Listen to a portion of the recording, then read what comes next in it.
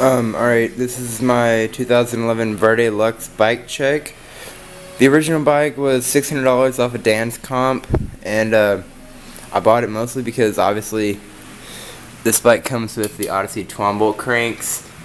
So anyway, let's start with the basics. The frame is all Chromoly, 20.75 inch top tube, so it's a pretty good medium size. The forks are all Chromoly, tapered, they look pretty good. The forks are the handlebars are 8.15. Just, the stock front load stem. Of course, integrated headset and all that.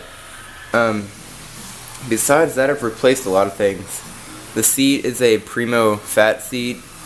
Both tires are Odyssey P-lyte tires, Aitken Redwalls. The rims are Cinema 777, front and back with sealed hubs, front and back.